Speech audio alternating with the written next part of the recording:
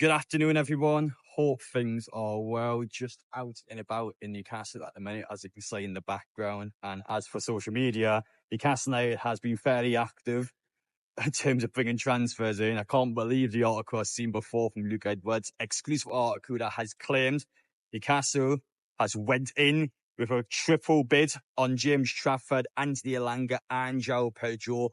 £125 million accumulated across on three separate transfers. Just to go through each individual player and what Luke Edwards has said, he has claimed that Newcastle has put £25 million into a bid for James Trafford and then £50 million for both Joao Pedro and Anthony Elanga. And just to remind you all, we have already had a bid of £45 million rejected for Elanga in this transfer window. So this is now an increased bid up to £50 million.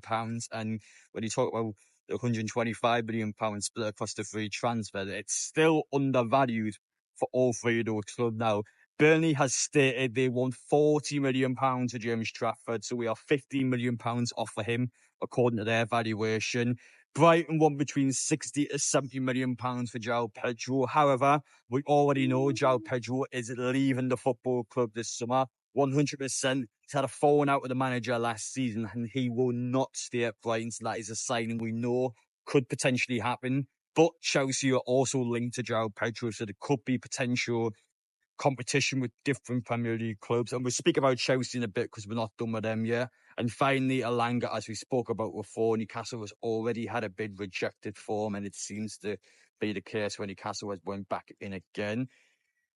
Now, when you look at the undervalued players, I actually think, especially on the Elanga and Pedro side, I actually feel like these undervalued bids are done on purpose. And we'll explain why shortly. But the most positive news, I would say, coming out from this full report is not necessarily the fact that Newcastle put these bids in. It's more so the fact that Luke Edwards has stated that all three of these players want to play for Newcastle United. He's claimed that all three of these players want to play under Eddie Howe, and all three of these players are interested in the project. So I think that's massive news, especially the fact, in my opinion, when you look at these undervalued bids, I actually feel like Newcastle has perhaps done this on purpose to all of the clubs now.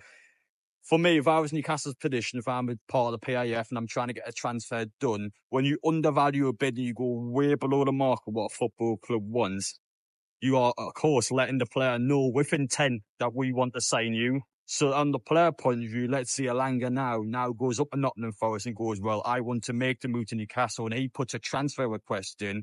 It's more likely Newcastle could get him on a cheaper deal than what was originally quoted, especially if the player wants to leave. If the player wants to leave, the club is almost 100% say forced to sell, but the club would be in a position where they have to kind of sell the player to make sure they can recuperate some funds, especially under this PSR and FFP rubbish.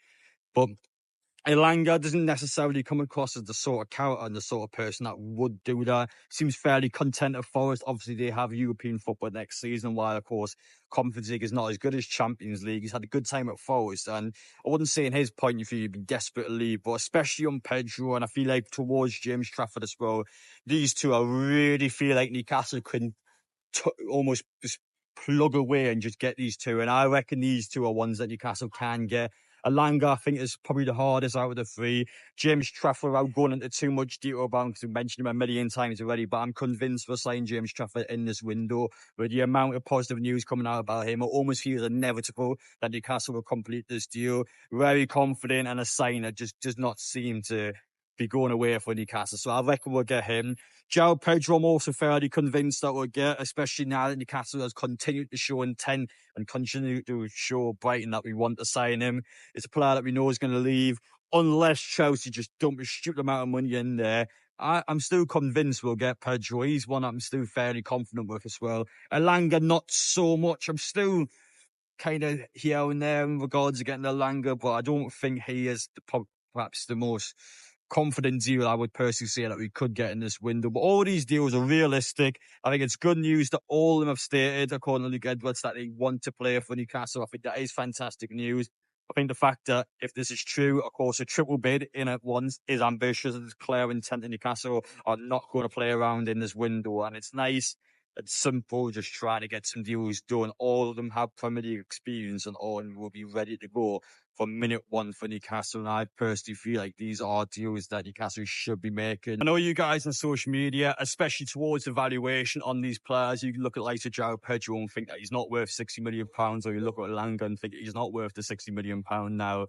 Again, as I mentioned in videos already, there was always a Premier League tax, as much as I don't want to say. You look at us potentially for like the Isak, Liverpool, if they were to somehow come with a massive bid, it would probably cost them like 170 to 180 million pounds to actually have a legitimate chance of getting Isak off us. And when you look at him, 180 million pounds is just so overvalued. But then again, every single Premier League club for their important players are going to do the same thing. There's always a Premier League tax. There's always going to be a case where it's just going to cost a lot of money in this league to bring these players in. So as much as I don't think these players are perhaps worth the value we're putting in for them, it's just how much they cost in today's market. So for me, when you look at these options now, I think all three of them are good options for Newcastle, and I think they are options we should be looking at. And I'm pleased and I'm happy with this article, but I can understand, in your point of view, if you felt like we should be looking outside of the Premier League. I do get that now.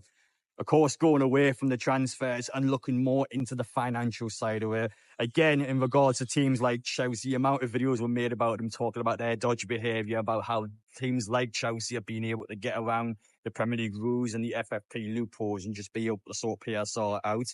Now, even in the Club World Cup, so this is an ongoing tournament, of course, the first time they try to do a format like this where teams that have been successful in the Champions League over the last 5 years. Of course, Man City and Chelsea are the only two English teams in the past 5 seasons that have won the Champions League. So the only two that are playing in the competition.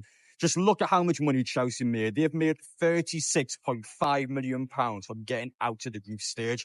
And when you look at the games they played, so they beat LAFC, so they beat LA, and then they beat Flamingo.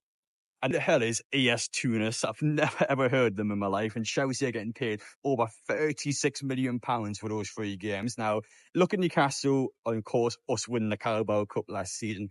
We got £100,000 for winning the entire competition. So we beat Chelsea, beat Liverpool, beat Arsenal, beat Forest, beat Brentford. We got 100 grand for winning a major honour on domestic soil. Now, I'm not saying the Club World Cup's not a major honour, and the point of this video is not to trash talk the Club World Cup, because of course it is a prestigious tournament to be a part of. But it's a bit dodgy. How are they getting £36 million for getting out of the group stage, and we are getting 1/10 of £1 million for winning an entire competition? Like, how is that fair in a competitive stance? Now, I'm not gonna pretend that the Carabao Cup should be making more money than the Premier League, or should be making more money than the Club World Cup or the Champions League or whatever it may be. But how is that a fair financial game for Newcastle? And then it's not even just winnings from tournaments. You look at the fact that, well, Chelsea have sold their own women's team to themselves. And you look in the news, even Aston Villa are trying to do the exact same thing now. And in the Premier League laws, you are allowed to do this now.